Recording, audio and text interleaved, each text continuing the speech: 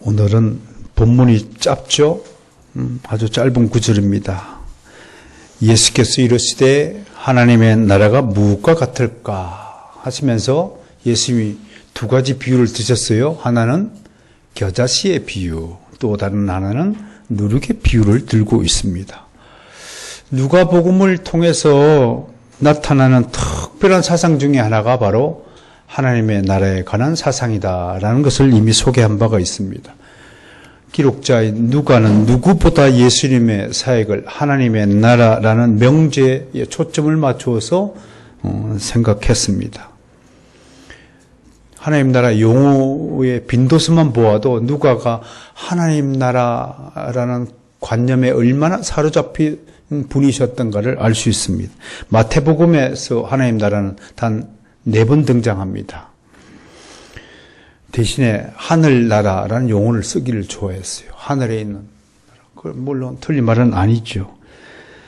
요한복음은 2회, 단 2번, 사도 바울도 8회만 사용한 데 비해서 누가는 누가복음에서 22회, 사도행전에서 6회를 사용하면서 총 28회나 하나님의 나라, 바실레아 투 데우 킹덤 오브 갓이라는 용어를 우리 앞에 사용하였습니다. 그만큼 누가의 관심이 어디 있다고요? 하나님 나라에 관심이 있었다. 오늘은 이 하나님 나라가 도대체 어떤 나라인가에 대해서 좀 명확한 지식을 가지고 인식하는 시간이 되기를 바랍니다. 물론 누가는 하나님 나라뿐만 아니라 사회적 약자에 대한 특별한 관심을 부각시켰습니다. 특별히 여자 중에서 남편을 일찍 여인 과부에게 특별히 애정을 많이 쏟았죠. 또 아이들, 특히 또 병든 사람들, 특히 또 귀신 들린 사람들, 또 노예들, 또 이방인까지도 예수님의 관심 영역 안에 있어서 항상 예수님은 이런 사람들을 하나님 나라에 먼저 데리고 가기 위해서 애를 쓰신 분이다 라는 것을 알 수 있습니다. 그렇다면 하나님 나라는 잘났고 똑똑하고 돈 많고 권세 있고 이 세상에서 부귀영화를 누리는 사람들의 나라일 수도 있지만 최우선적으로 아주 약하고 천대받고 멸시받고 또 정말 가난과 서름, 온갖 질병에 시달리는 불쌍한 이들에게 먼저 제시되는 그런 나라라고 누가가 우리 앞에 소개하는 것입니다. 그렇다면 도대체 성경에 기록된 하나님 나라는 어떤 나라인가에 대해서 하나씩 좀 살펴보겠습니다. 먼저 첫 번째요. 세례 요한은 예수 그리스도가 오시는 것을 두고 뭐라고 얘기하냐면 천국이 가까이 왔다라고 소개했습니다.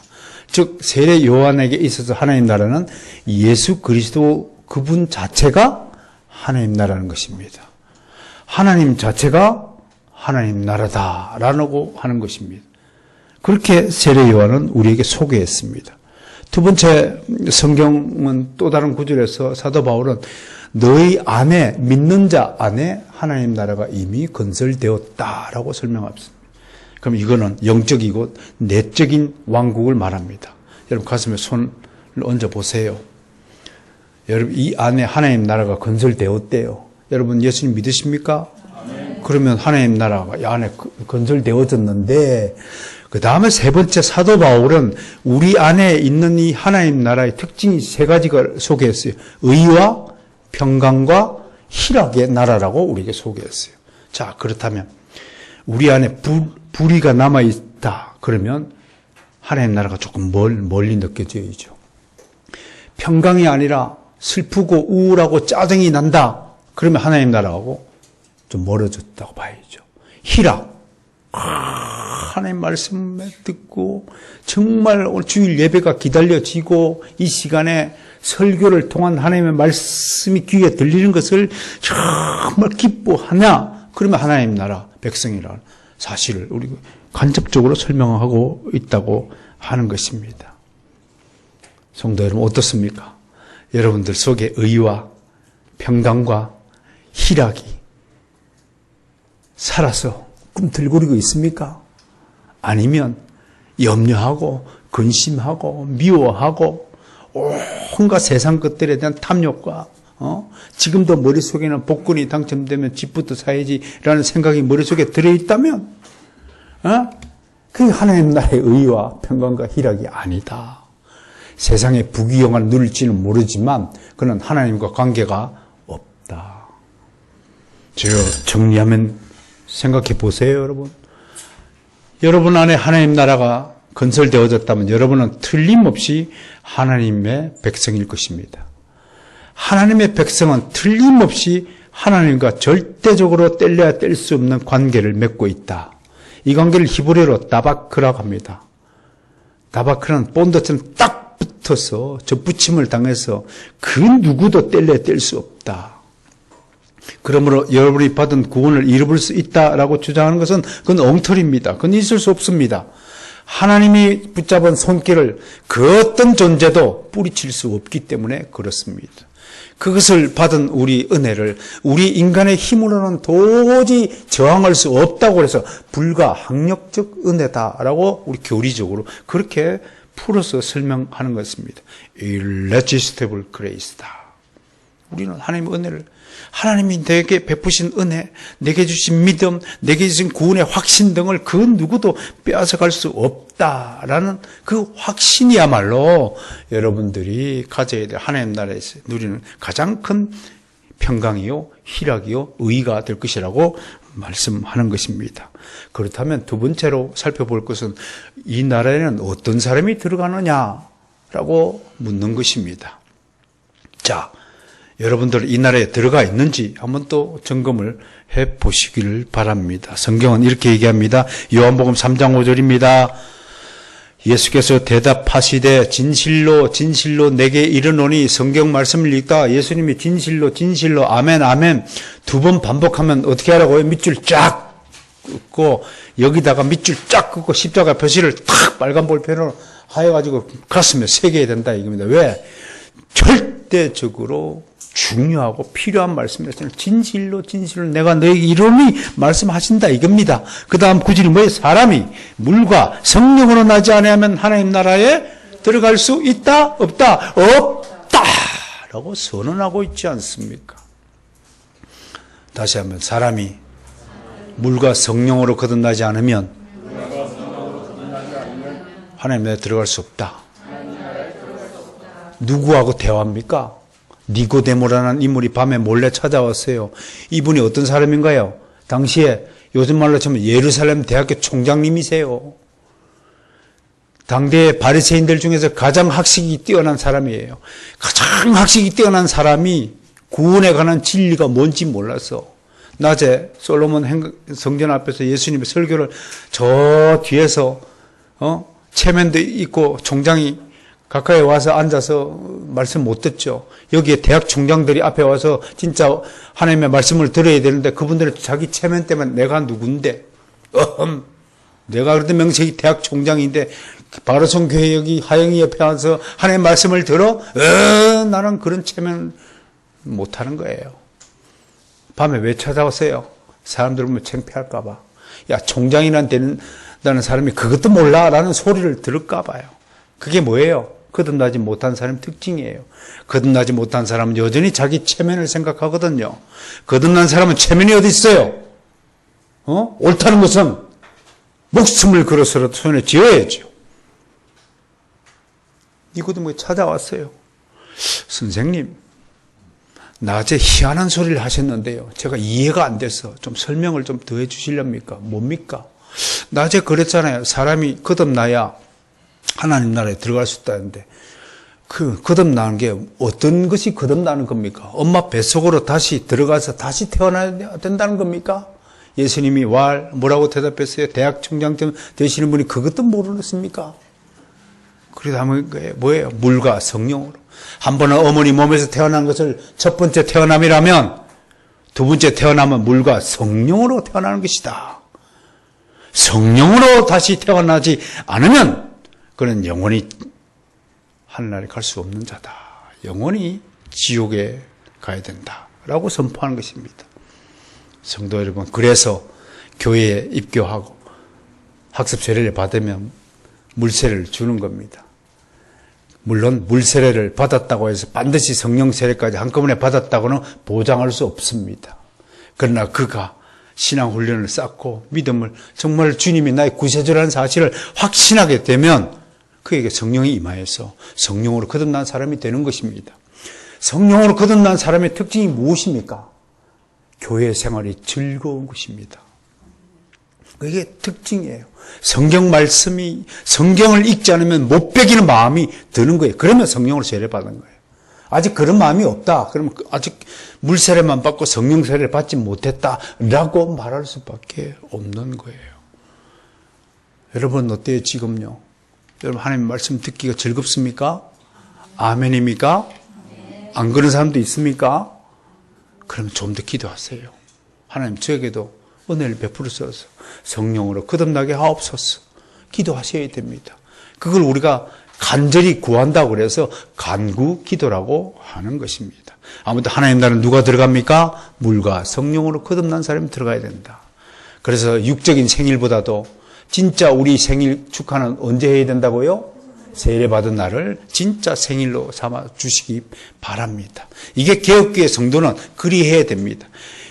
몸이 태어난 죄 가운데 죄인으로 태어난 날을 기념할 아무런 의미가 없다 이겁니다. 거듭난 날, 하나님 나라에 입교한 날, 하나님 나라에 입국한 날을 기념해야지 원죄 아래 죄인으로 태어난 것을 뭘 그리 좋다고 생일 케이크를 해가지고 생일 축하합니다. 그게 뭐예요? 종의 축하합니다. 종으로 태어난 걸 뭘 축하합니까?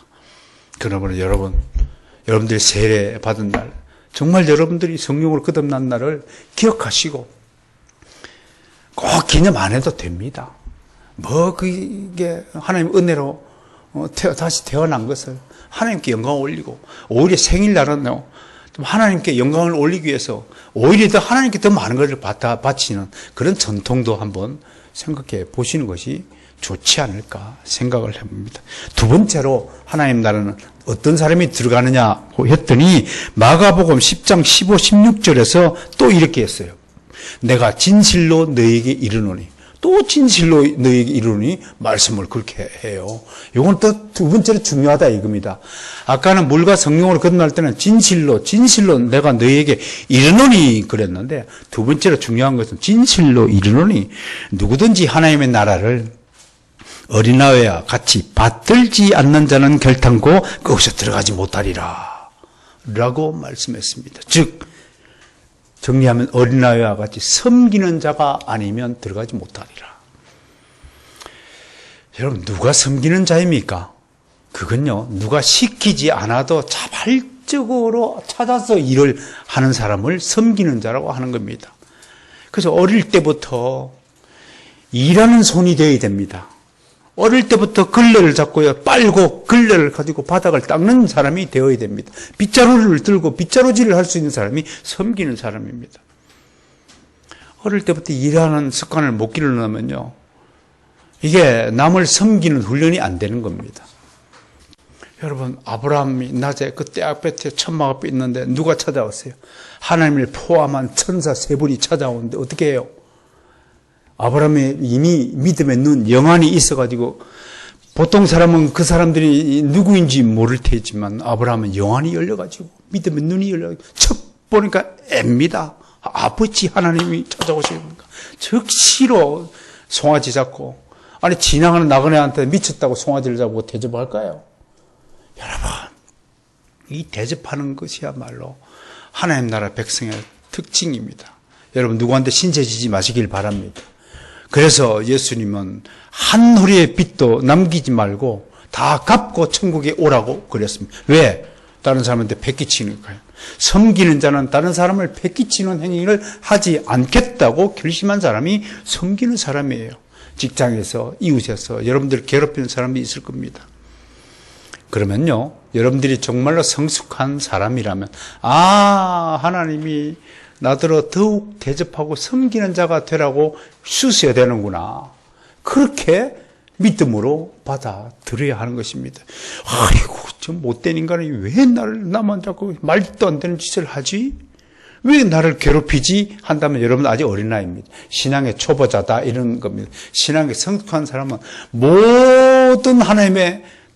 하나님은 모든 은혜의 도구를 사용해서 나를 복되게 하기 위해서, 나를 더 단단한 신앙인을 만들기 위해서 나를 넘어뜨리고 자빠지고 시험에 걸리게 하고 단련시키는 겁니다.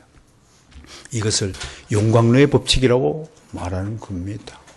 쇠가 단단해지기 위해서 어디다 집어 넣었다 나와야 쇠가 단단해집니까? 용광로에 들어갔다가 근데 꺼내야 단단해지는 겁니다. 여러분, 하나님 당신의 사랑하는 당신의 이스라엘 백성들을 왜 애굽에 430년 동안 집어넣어서 포로 생활을, 그 혹독한 종의 생활을 지내게 한 줄 아십니까? 그 속에서 하나님의 백성이 얼마나 세시풍파에 흔들리지 않고 단단해져야 하는가를 가르치기 위함입니다. 왜 70년 동안 바벨론 포로로 끌려가게 그 조롱과 멸시 천대의 삶을 살도록 하셨습니까? 여러분, 인생을 돌아보세요. 얼마나 혹독한 시험의 기간이 있었는가를 돌아보세요. 그리고 상상해 보세요. 이 혹독한 시련의 시간이 지난 다음에 만개할 하나님 나라의 꽃이라는 것을 상상해 보세요. 나는 분명히 선포합니다. 여러분들은 모든 교회의 모범이라는 이 개혁교회에 이제 마지막 정착을 하셨습니다. 나는 정착을 했다고 믿습니다.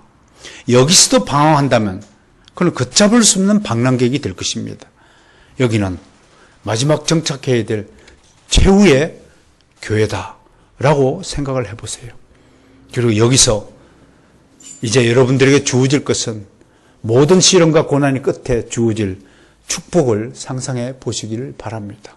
이 아름다운 하나님 나라의 이야기를 들으시면서 나의 하나님 나라가 이제 드디어 아름다운 꽃을 피고 만개해져서 아름다운 열매를 맺을 때가 되었다라고 한번 상상해 보시기를 주의 이름으로 권면하는 바입니다.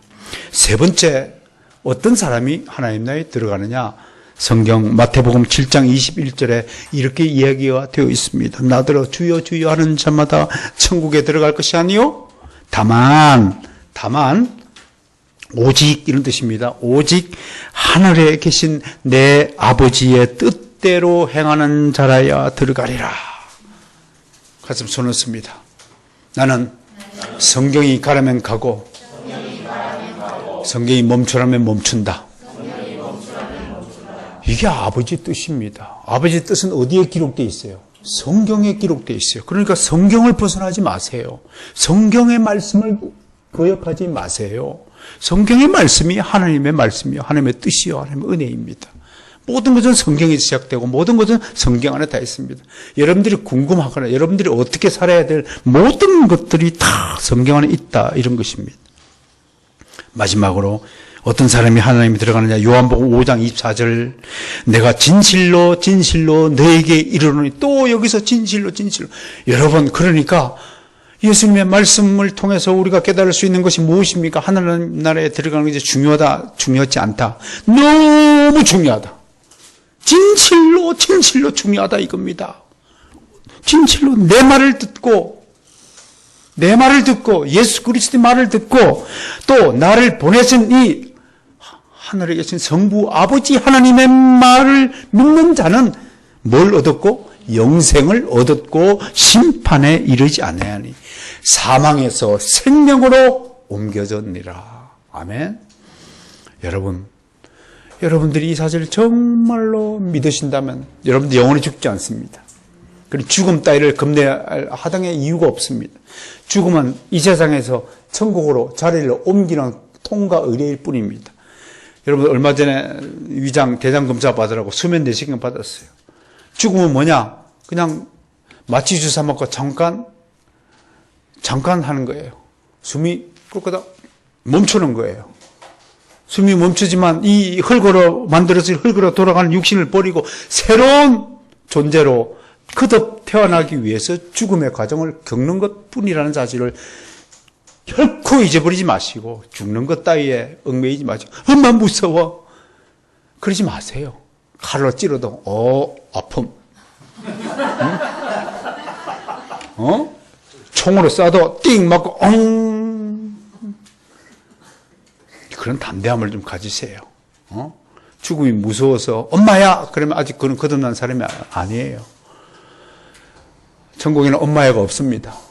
미안하지만 천국에는 절대로 엄마야가 없습니다. 하나님의 은혜 안에 영원토록 살아갈 하나님 나라의 백성들만 있다고 하는 것입니다. 자, 그렇다면 세 번째 우리가 살펴보아야 할 것은, 그렇다면 지금 우리는 어떤 나라에 살고 있는 것인가? 라고 질문을 하고 한번 답변을 구해 보겠습니다. 첫 번째, 예수님을 믿고 영접한 사람은 이미 하나님 나라에 속하였다. 이 나라는 아까 믿는 자 안에 건설된 내면적인 왕국이다라고 설명을 했습니다. 그러니까 모든 그리스도인의 안에 내면에는 이미 영적인 하나님 나라가 도래했다라고 말한 겁니다. 그런데 중요한 것은요, 내 안에는 하나님 나라가 들어서고 있는데 지금 나는 어디에 발을 딛고 있어요? 여전히 세상 나라에 있다라는 것입니다.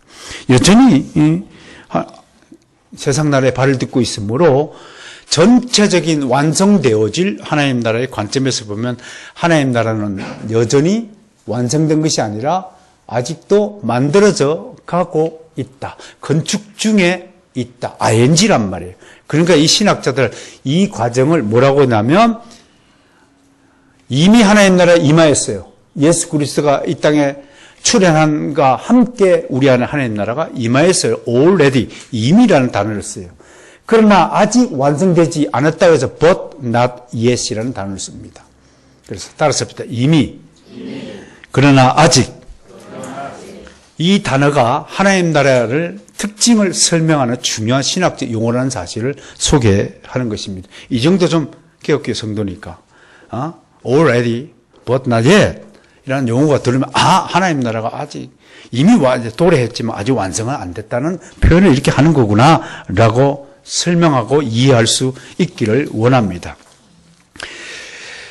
자, 그 다음에 네 번째, 그러면 하나님 나라의 가치는 얼마나 될 것인가 라는 질문이 또 생깁니다. 하나님 나라가 얼마나 귀하길래 그렇게 진실로 하고 예수님이 강조합니까? 라고 얘기했더니 마태복음 13장 44절과 46절에 예수님이 이렇게 얘기했어요.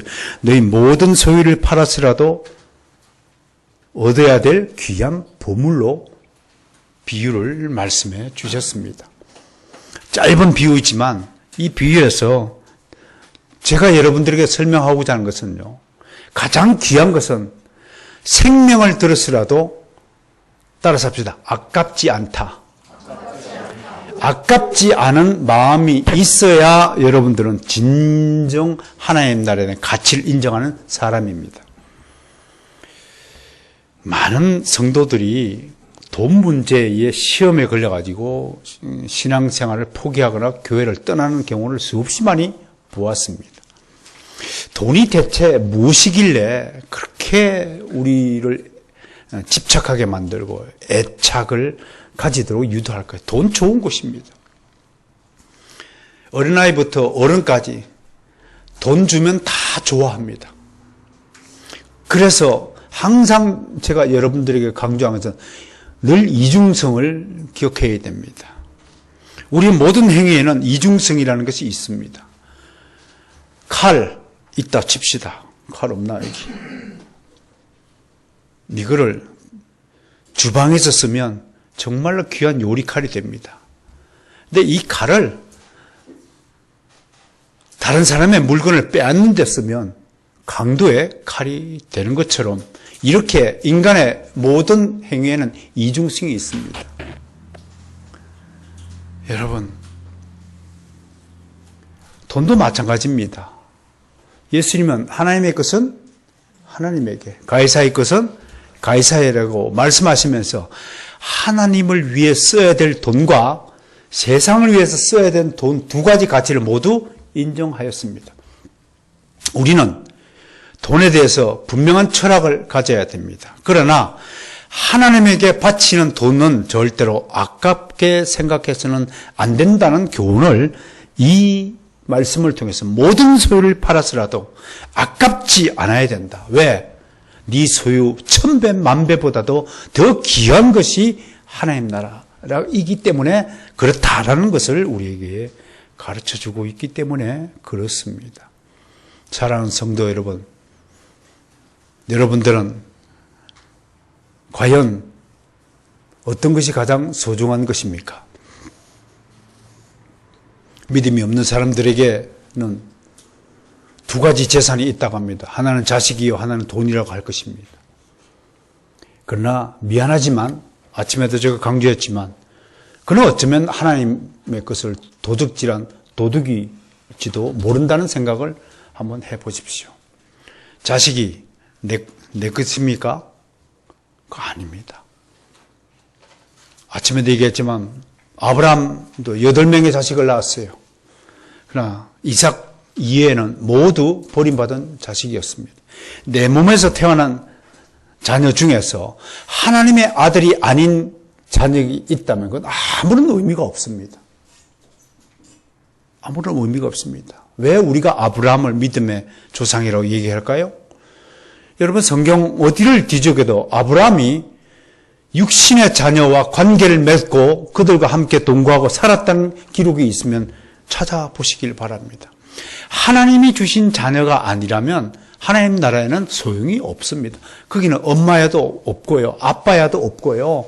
거기는 내 육신의 자녀도 없는 곳이 하나님 나라입니다. 무엇을 의미합니까? 하나님 나라는 믿음의 아들들만이 그하고 영원토록 하나님과 함께 복락을 누리는 것이라고 말하는 것입니다. 이 나라야말로 가장 귀한 나라라고 말하는 것입니다. 그러므로 여러분, 우리는 얼마나 복을 받은 사람입니까? 특히 자녀들을 데리고 함께 신앙생활 하시는 복귀씨를 비롯해서 생각해보면 얼마나 하나님의 복을 받아 누린 것입니까? 지금도 믿지 않는 남편, 믿지 않는 자식, 믿지 않는 부모를 가진 사람들이 얼마나 많습니까? 육신의 가족인과 동시에 믿음의 가족으로 동시에 인정받는다면 이보다 더 큰 복이 어디 있습니까? 그런 가족들이 되시기를 주님 축원합니다. 그리고 끝까지 설득하시고 끝까지 기다려주시고 기도하시고 기도하면서 설득하시길 바랍니다. 가슴이 좀 아프시겠죠? 아직 주를 영접하지 않는 육신의 가족을 바라볼 때마다 가슴이 아플 것입니다. 그러나 끝까지 인내하고 기도하는 여러분들이 되시기를 주의 이름으로 축원합니다. 하나님 나라에 대해서 마지막으로 살펴볼 것은 오늘 우리에게 주어진 이 본문 구절을 통해서 하나님 나라는 어떻게 성장하느냐에 관한 문제인 것입니다. 오늘 이 비유는 이 하나님 나라에 대한 강론 중 5번째에 해당하는 하나님 나라의 성장 비법에 관한 주님의 비유 말씀인 것입니다. 이제 오늘 본문 이야기를 좀 해보겠습니다. 먼저 계자씨의 비유입니다. 계자씨는 한자로 족자라고 하더라고요. 곡자라고 하더라고요. 곡자. 크기가 얼마냐면 보통 엄지손가락의 4분의 1 크기만큼 작은 씨앗이다라고 말합니다. 그런데 이 씨앗을 심어서 나무가 자라면 크게는 한 5m까지 키가 자라고요. 엄청난 잎을 또 무수한 잎과 또 아름다운 열매를 맺는다고 합니다. 주로 기름을 짜거나 특히 요즘 현대 요리에서는 겨자 소스로 사용되는 좋은 나무라고 합니다. 특히 가지가 단단해지는 가을이 되면 온갖 새들이 폭풍우를 피하는 은신처로 삼는다고 하고요. 여름철에는 떼약볕을 피하는 그늘로 사용된다고 합니다. 이 이야기를 통해서 뭘 딱 느끼십니까? 폭풍을 피하는 피난처와 그늘막이 된다는 것은 하나님의 날개 아래, 하나님의 은혜 아래 우리가 거한다는 것을 상징하는 나무가 된다고 하는 것입니다. 즉 다시 풀어서 얘기하면 우리는 하나님의 은혜를 받을 자격이 있다 없다. 겨자씨만큼 별 볼 일 없고 정말로 작은 눈에 보이지 않는 우리 같은 하찮은 존재가 하나님의 은혜를 받아 먹어서 은혜의 나무가 되어서 크게 자라 하나님의 은혜 아래 거하게 된다는 놀라운 은혜의 말씀이 이 속에 포함이 되어 있다고 하는 것입니다. 하나님 나라는 겨자씨가 자라듯이 영적으로 눈에는 보이지 않지만 점진적으로 그 영역을 넓혀간다고 한다고 하는 것입니다. 그러므로 겨자씨가 자라서 큰 나무가 되었듯이 복음의 씨앗이 뿌려지자 여러분의 믿음의 나라 안에서 복음의 나무와 그 가지와 잎새, 그러니까 전 세계를 지금 뒤덮은 것을 상징하고 있다고 할 것입니다. 정말로 주님께서 이 땅에 오셔서 겨자씨만한 믿음의 씨앗을 톡 뿌리고 가셨어요. 그 씨가 자라서 우리나라에까지도 전달이 되어서 한국 교회에 큰 울창한 나무숲으로 발전했다고 하는 것입니다. 한편 다른 곳에서 제자들이 귀신을 쫓아내지 못하는 것을 보신 주님은 제자들의 믿음이 작은 것을 꾸짖으면서 이렇게 말씀했습니다. 너희들에게 믿음이 겨자씨 한 알만큼만 있어도 이 산을 들어 저 산으로 옮기려 할 것이다. 이 말씀 듣고 우리가 뭘 깨달아야 됩니까? 내 안에는 정말 겨자씨만한 믿음이라도 있는 것인가? 믿음이 없다면 무슨 소용이 있습니까? 믿음이 없다면 여기 왜 앉아 있는 겁니까? 쓸데없는 시간 낭비를 하고 있는 것인지도 모를 것이 아니겠습니까? 사랑하는 성도 여러분, 예수 그리스도는 나의 구세주 되십니다. 나를 구원하고 내가 가지고 있는 모든 죄의 짐을 다 벗기시고 내가 짓고 있는 모든 죄를 지난주에 지은 죄도 오늘 회개기도와 함께 다 용서해 주시는 예수 그리스도로 인하여 우리가 지금 이 땅에 온전하게 살고 있다는 사실을 인정하시고 감사하시고 찬양하시기를 지금 축원합니다. 한편으로 겨자씨의 비유를 통해서 우리가 얻어야 될 교리가 하나 뭐냐면 겨자씨가 자라듯이 모든 그리스도인은 인격적으로 성장해야 된다라는 측면에서 교리적으로 어떤 교리가 떠오릅니까? 바로 sanctification, 성화의 교리를 떠올려야 할 것입니다. 신앙의 성숙함은 하루아침에 되는 일이 아니지만 정말 작은 믿음이라도 여러분들이 있다면 성화는 시작되었습니다. 사람마다 개인차가 있을 것입니다. 누구는 빨리 성장하고 신앙이, 누구는 30년이 지나도 키가 자랐는지, 믿음의 키가 자랐는지 안 자랐는지 모르는 사람도 있습니다. 우리 주변에 내가 알고 있는 사람 중에 입만 열면 욕설을 그렇게 하는 분이 계십니다. 물론 악한 의도에서 하는 욕설은 아닐 것이라고는 생각을 합니다. 그냥 버릇처럼 엑스엑스 장난처럼 하지만 너무 심할 정도로 세 마디 중에 쌍시옷이 들어가니까 그걸 참 좋게 봐야 할지 하도 많이 자주 듣는 사람은 그냥 습관이 되어서 저 사람은 원래 저래라고 하는 거지만 참 그렇게 보이지 않는 것은 틀림없습니다. 그리스도인이라고 하면서 여전히 세상의 습관을 버리지 못하는 사람들이 수두룩합니다. 여러분, 하나님 나라에서 일어나는 관습이 있고 세상 나라에서 일어나는 관습이 있죠. 세상 나라에서는 거짓말하고 사기치고 그래야 돈을 버는 방식이 있지만 하나님 나라에서 돈을 버는 방식은 그냥 한 걸음 주어진 것대로 저축하고 적금하고 이쪽 세상 나라 사람들은 한 방에 뭔가를 돈을 벌려고 하지만 우리는 적금하면서 돈을 버는 방식이에요. 이게 다른 거예요. 세상 나라 사람들은 어떻든 남을 밟고 일어서서 높은 자리에 올려가려고 하는 거지만 이 하나님 나라의 백성들의 특징이 뭐예요? 자꾸 밑으로 내려가는 거예요. 밑으로. 잔치에 가서도 상석에 앉지 말고 어디에 앉으라고 그랬었어요? 망석에. 섬김을 받지 말고 섬기는 자가 되어야 되고 자꾸 아래쪽에 가서 섬기고 오른손이 하는 것을 왼손이 모르게 하고 누가 오리를 가자면 여기는 심리 가자 그래도 1, 2도 안 가. 근데 우리는 오리 가자면 심리가 누가 겉옷을 달라 그러면 여기는 겉옷 달라 그러면 고소해야 112. 받쳐주지 고소한단 말이야. 여기는 속옷까지 벗어주라.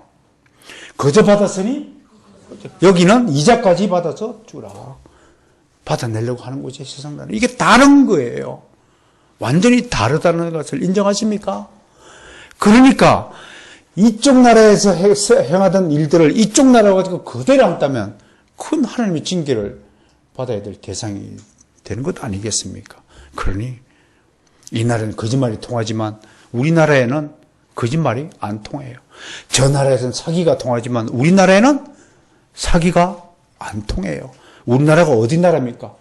따라서 우리나라는 하나님 나라다. 대한민국도 우리나라다. 이게 이제 골치가 아픈 거예요.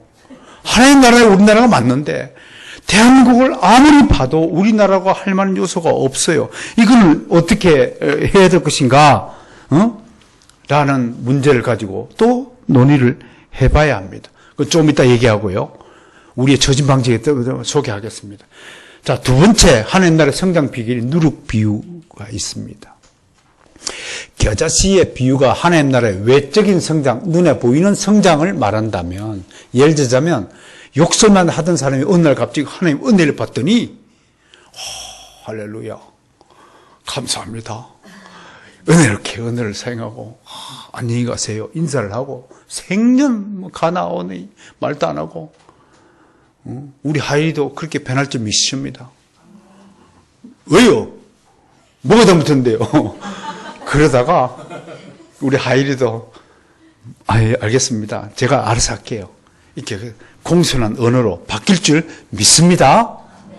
그렇게 오늘 이후로 그렇게 될 줄 믿습니다. 그런 우리 아들로 거듭난다면 얼마나 행복하고 기쁠까요? 변화가 일어나야죠. 외적인 성장, 눈에 보이는 변화를 말합니다. 그거 겨자씨 비유예요. 그럼 누룩 비유는 뭐예요? 속이 달라지는 것을 말하는 거예요. 내적인 변화를 상징하는 비유가 오늘 누룩의 비유예요. 그러니까 예수님이 겨자씨와 비유와 누룩의 비유를 왜 주신지 아시겠죠? 하나는 외적인 성장과 또 하나는 내적인 성장이 골고루 타게. 믿음이 아무리 좋아도 몸이 건강치 못하면 믿음 생활을 건강하게 할 수 있을까 없을까요? 없어요. 건강도 외적으로도 건강을 잘 지켜야 되고 내적으로도 기도 생활을 열심히 해야 돼요. 운동합시다. 건강을 냅니다. 하이라, 운동하자. 건강한 육신에 건강한 정신이 깃든다고 하지 않습니까? 그런 비유를 적절하게 하는 거예요. 보세요, 누룩. 원래 누룩이 뭐 필요하냐면 뭘 만들 때요? 술을 만들 때 필요한 발효제라고 합니다. 술을 만드는 효소를 갖는 곰팡이를 공룡에 번식시킨 것이죠. 역사를 찾아보았더니 누룩이 언제부터 나타났냐면 중국 춘추전국 시대래요. 그래 조사를 해보니까 중국 사람들은 누룩을 어디서 가져왔을까요? 여기야, 유대 지방에서 이 민족의 대이동과 함께 가지고 온 여러 가지 속에서 전수된 것이다, 흘러나온 것이다 라고 유추할 수 있습니다. 아무튼 이 비유에서 눈여겨볼 것이 21절에 있습니다. 먼저 누룩을 만든 사람이 남자예요, 여자예요? 여자라는 것 때문에 이 렌스키라는 유명한 신학자가 이 여자가 바로 교회를 상징한다고 풀이했습니다. 교회에서 누룩이 곰팡이의 발효와 함께 전혀 다른 물질인 술로 변한다는 것을 말하는 거예요. 그렇게 해석하는 것이에요. 은혜를 받으시길 바랍니다. 맞든 안 맞든 얼마나 은혜로운 해석이 됩니까? 여러분, 세상 속에 속한 여러분들이 하나님의 은혜라는 곰팡이하고 섞여가지고 막 교회 안에서 역사가 일어났더니 어떻게 해서 여러분들이 새로운 피조물이 된 것이에요.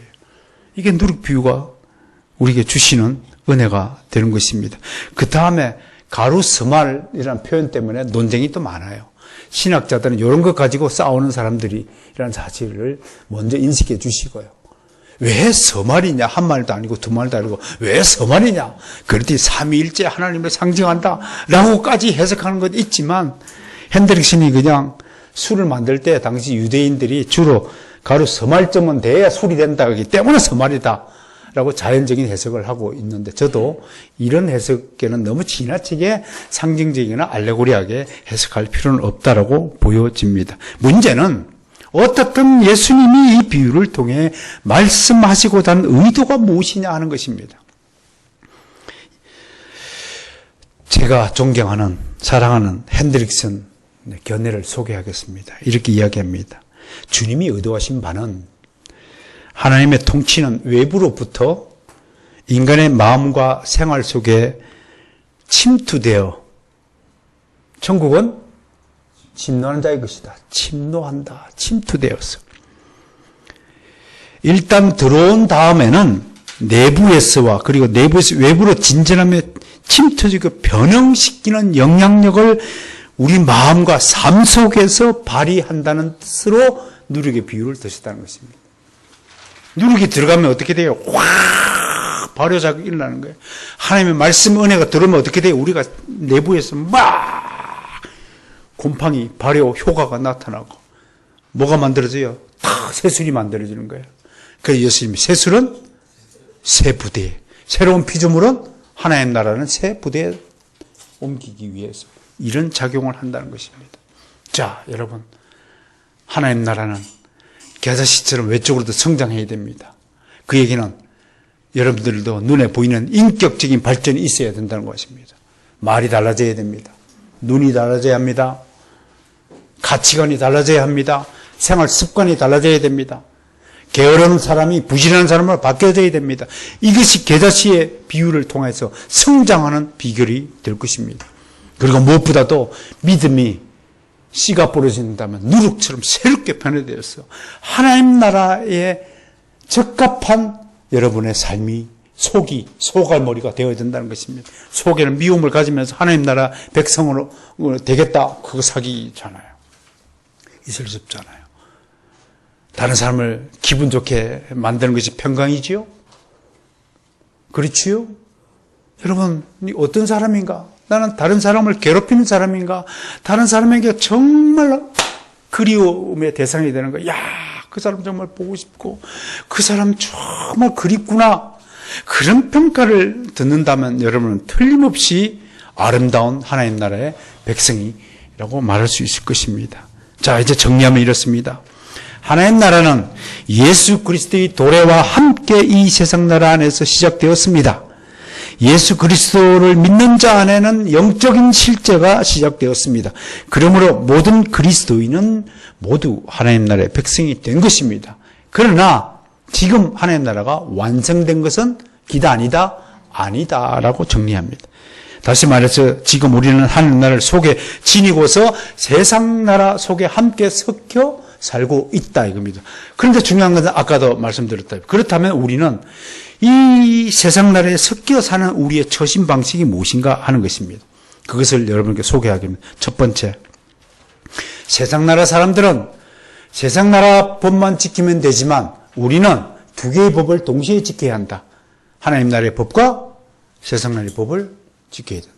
세상에도 세금을 내야 되고 하나님 나라에도 세금을 내야 한다. 하나님 나라에 대한 세금은 헌금이다. 세상 나라의 세금은 그냥 세금이다. 그런데 이거 간단한 것 같죠? 근데 둘 다 안 지키는 사람이 99.99%라는 것입니다. 세상 나라의 세금도 어떻게 하면 적게 내려고 떼먹으려고 애를 쓰고, 하나님 내는 당신 내는 세금도 어떻게 하면 핑계를 대고 하고, 그거 내도 된대, 안 내도 된대, 그거는 그냥 지 알아서 내는 거래, 라는 이상한 소문들을 의지하고 살아가는 겁니다. 여러분, 중요한 겁니다. 두 개의 법을 동시에 지킬 수 있다고요? 그런 사람이면 아주 모범된 그리스도인이겠죠. 우리 개혁교회 성도라면 이 정도의 돈 쓰는 거에 대해서 아깝게 생각하고 그런 어리석은 짓을 하지 말기를 바랍니다. 돈 쓰는 것을 아깝다라고 생각하는 마음이 조금이라도 남아있으면 오늘부로 회개하시기 바랍니다. 회개하셔야 돼요. 그 하나님의 재정법칙을 몰라서 하는 거예요. 언나회 같은 소리. 하나님 그거 다 보고 계세요. 네가 법을 잘 지키는 녀석인가, 법을 안 지키는 것인가. 하나님 나라 다 감찰하고 있어요. 법을 제대로 지킨 사람, 잠시 손해를 보는 것 같은 일이 나에게 나타나요.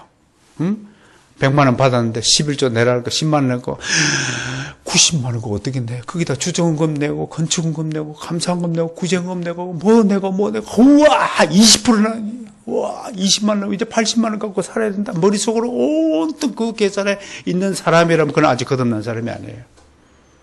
왜요? 그거 아니에요. 생각이요. 벌써 내가 계산하는 거예요. 내가. 여러분, 하나님의 중심주의자는 어떻게 생각하십니까? 나는 50만 원어치도 안 되는데 나에게 100만 원을 주셨구나. 그게 하나님 나라의 백성의 가치관의 말이에요. 이야, 나는 연봉 1,000만 원짜리도 안 되는데 나에게 1억을 주시는구나.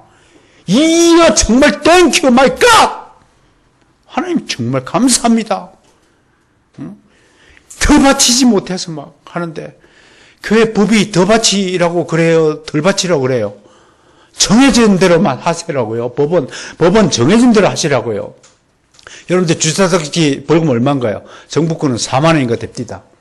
누가 여러분들이 40만 원 내면 정부구청장이 기분 좋아서 감사패 줍니까? 4만 원만 내세요. 법대로만 내시라고요. 법대로만요. 믿음이 좋다고 20조 하는 사람이 있어 30조 하는 사람. 그것도 하나님 법을 어기는 거예요. 법대로 하시길 바랍니다. 네? 법을 지키자고요. 법을 지키는 겁니다. 두 나라에 살고 있으니까요. 두 번째, 어떤 경우라도 우리는 예수 그리스도를 시인하고 예수 그리스도의 가르침을 실천하고 살아야 됩니다. 대한민국이라는 세상 나라의 명령보다도 앞서서 우리는 하나님 나라의 법과 하나님의 명령 말씀을 먼저 지키고 실천해야 합니다. 이게 아주 골치 아픈 일입니다. 한번 읽어봅시다. 마태복음 10장 32, 33절 찾아보겠습니다.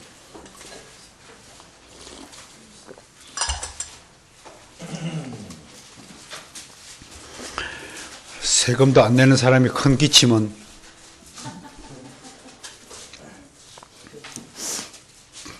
시작. 누구든지 사람 앞에서 나를 시인하면 나도 하늘에 계신 내 아버지 앞에서 그를 시인할 것이요. 누구든지 사람 앞에서 나를 부인하면 나도 하늘에 계신 내 아버지 앞에서 그를 부인하리라. 어떤 경우라도 예수는 나의 구세주라는 사실을 시인하시길 바랍니다. 총칼의 위협 앞에서도 여러분 굴하지 않고 여러분의 믿음을 고백하는 사람이 되시길 바랍니다. 세 번째, 동시에 하나님 나라의 백성들은 세상 나라의 방해와 핍박에도 굴하지 않고 자신의 삶 속에서 하나님 나라의 영광을 드러내도록 애쓰고 살아야 합니다. 다시 말해 안전하 선하 오직 주의 복음을 세상에 전파해야 됩니다.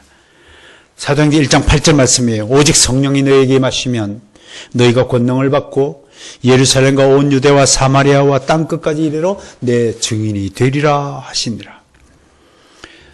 오늘 하나님 나라와 세상 나라의 두 나라에 동시에 살고 있는 우리가 어떻게 살아야 되는가, 이 세 가지를 여러분 앞에 제시해 주셨습니다. 이 세 가지가 하나님 나라의 백성으로서 이 세상 나라에 섞여 사는 동안 지혜롭게 처신해야 할 행동 강령이라고 생각을 합니다. 하나님 나라와의 법과 세상 나라의 법을 지키는 사람이 되시길 바랍니다. 무엇보다도 하나님의 말씀에 순종하는 삶이 되어야 됩니다. 그리고 방해와 핍박에도 굴하지 않아야 합니다. 그리고 세상 나라가 하나님 나라의 뜻과 법을 어길고 그것을 우리에게 강요할 때 저항할 수 있어야 됩니다. 물론 그 저항은 데모하거나 세상 나라 사람들처럼 데모하거나 피켓을 들고 찾아가고 시위하는 저항이 아니라 우리는 그들에게 회개할 것을 요청하는 회개 기도 요청과 우리 스스로 금식을 통하여 목숨을 거는 그런 영적 저항을 가르친다는 사실을 우리는 꼭 기억해야 됩니다. 함께 그러면서도 오늘 마지막으로 우리가 겨자씨의 비유와 누룩의 비유를 통해서 꼭 유념해야 될 것은 지금 이 시간에도 그리스도인이면서 빛의 일에 참여하지 못하고 어둠의 일에 참여하겠다면 회개할 것을 주문합니다. 우리는 빛의 일에 참여해야 됩니다. 열매를 맺는 일에 열심을 내야 합니다.